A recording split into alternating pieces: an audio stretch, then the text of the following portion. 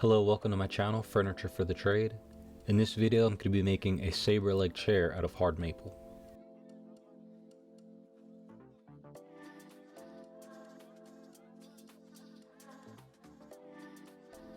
I'm using 8/4 maple. 8/4 just basically means 4/4 in an inch. This is 2-inch maple. After I cut out my legs, I'm going to plane them as flat as I can. I don't want any rough edges on the insides.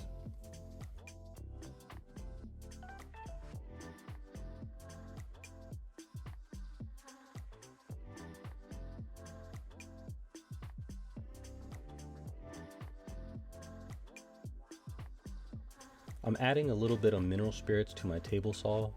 That's just to help the lumber slide across a little bit easier.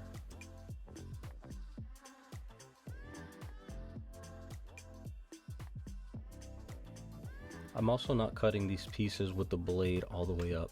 At first I'm only cutting about halfway, and then I'll raise the blade up and cut it all the way through.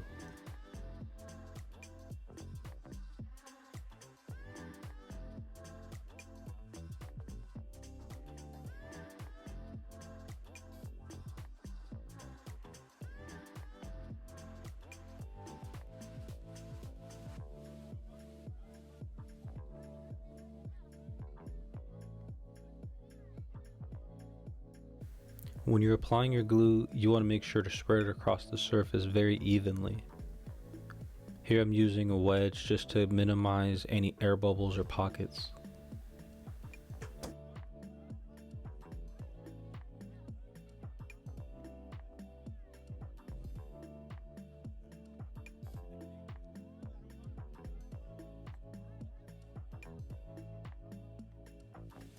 When you're ready to clamp your boards, make sure to have some smaller clamps ready so you could put them on the far ends.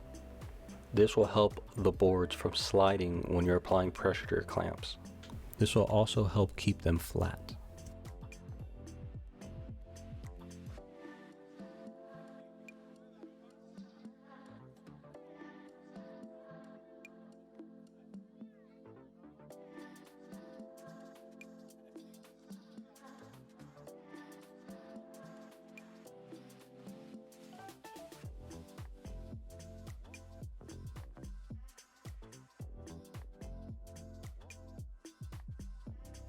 Okay, after about 24 hours the glue's dry. We're just going to take it over to our joiner and remove some of the glue.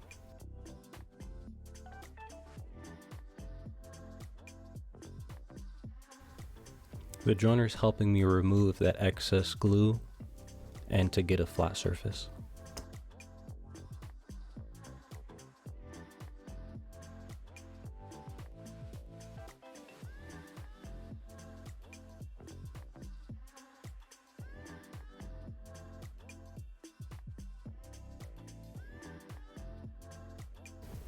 Now I'm just trimming the legs down to the correct size. The best way is just to measure it out, put a block on your chop saw, and cut them all evenly.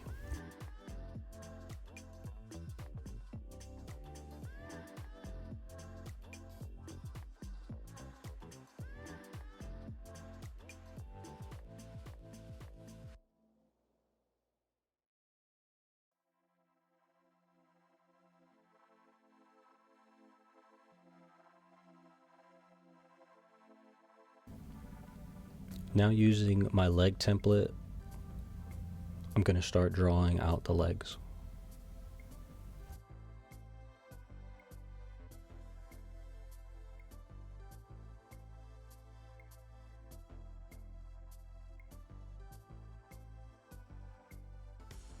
When you start cutting your legs, do your best to stay on the outside of your pen line. This will make it easier to sand later.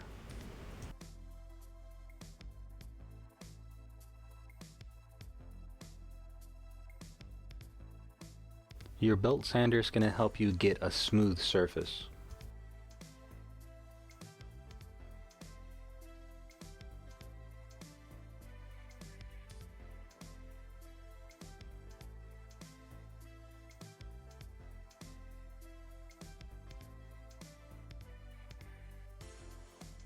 Then you want to trace your left and your right leg again.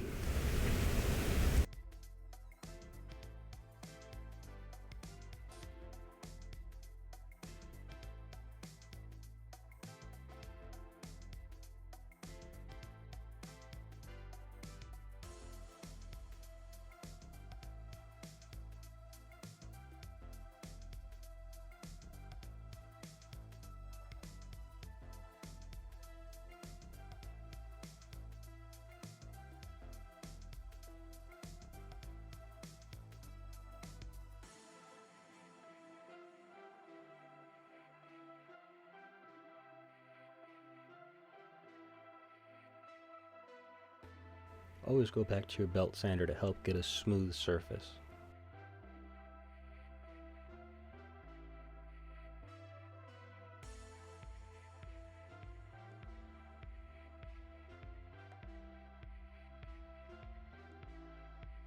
Now using a hand spoken shave, it is helping me refine that edge. I am also using a finishing tool called a rasper. It's basically just a very thin piece of metal with sharp edges that helps refine that edge even more.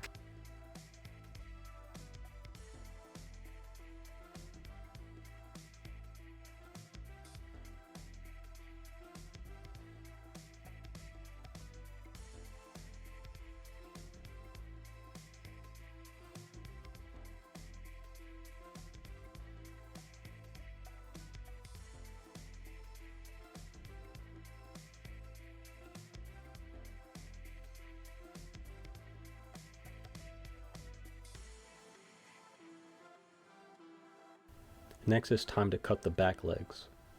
Since that back curve is going to be fully exposed, I want to make sure it is on the wood.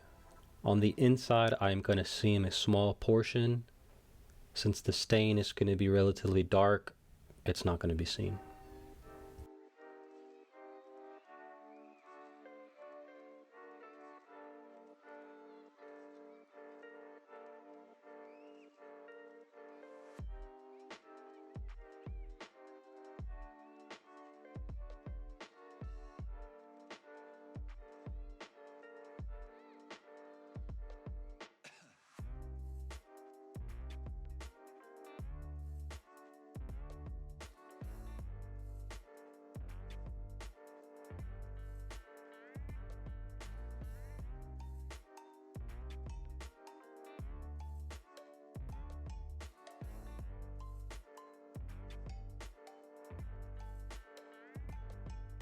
Here I have a reducer attached to my router.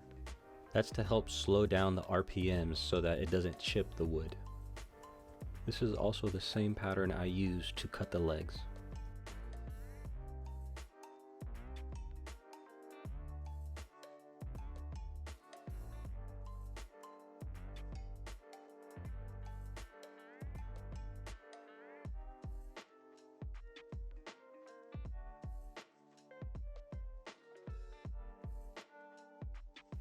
Now I'm using 8/4 poplar for the two side rails and the back curve of the seat. Since I already have these patterns cut out, I'm just tracing them to see how many I can get per slab.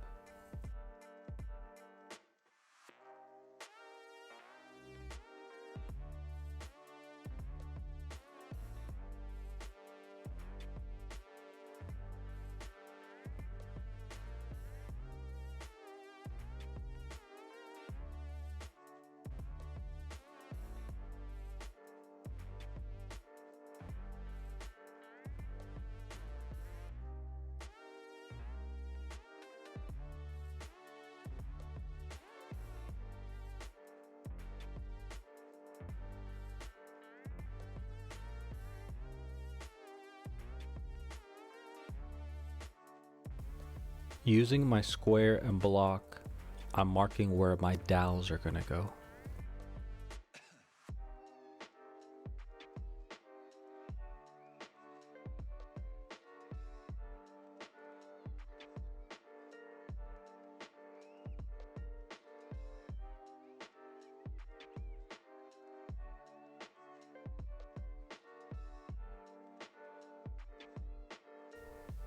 Using the same master pattern, you want to mark where your two seat lines are.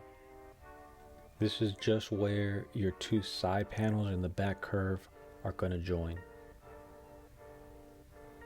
Then we're going to mark our dowels.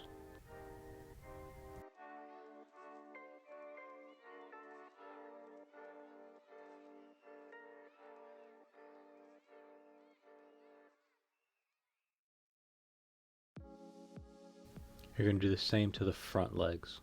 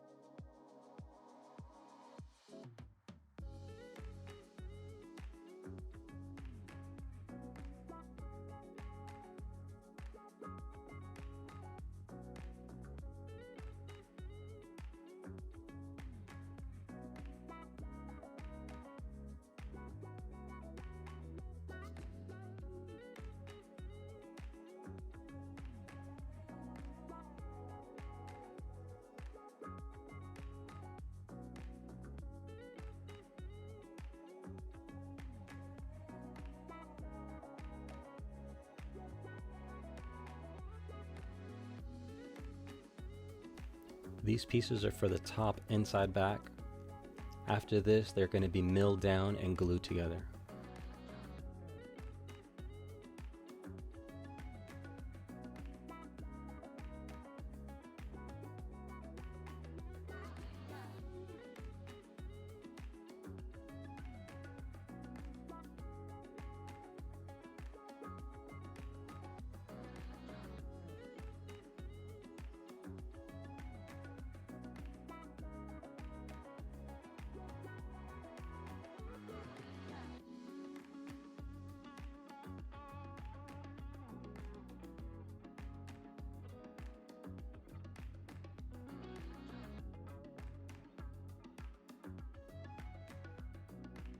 Then we taper and sand the back legs.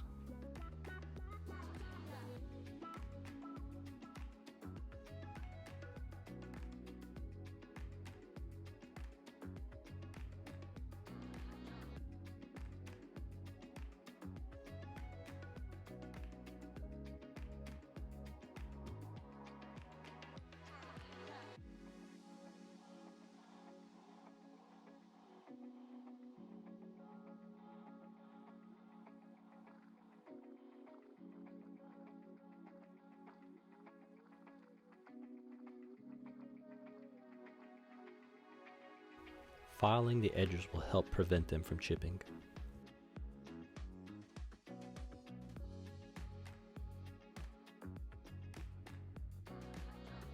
Using the same technique as we did on the front legs, file until smooth to the touch.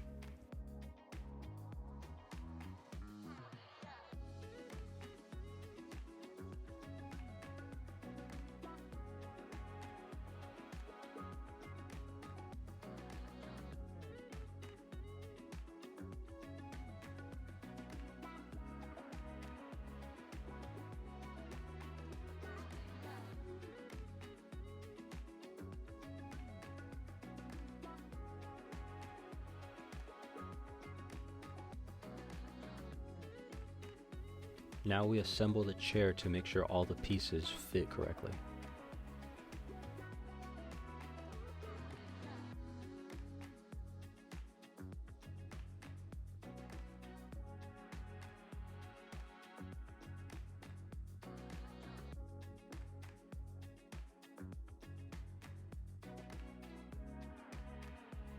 Using a belt clamp will help you keep the chair together while you work on the top.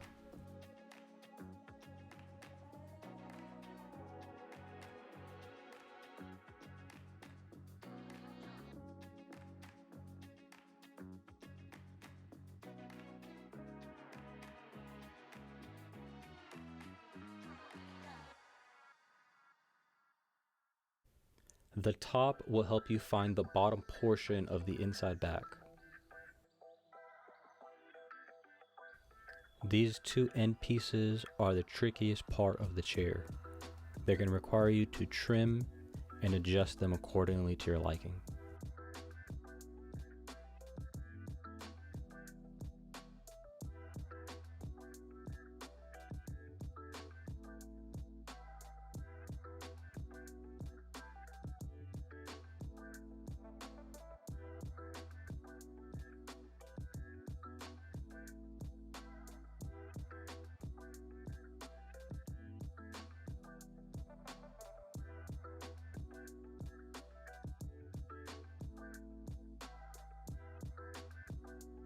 These are the final pieces on the chair.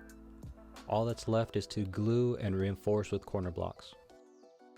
And if you liked the video, please leave a like and comment below what you want me to build next.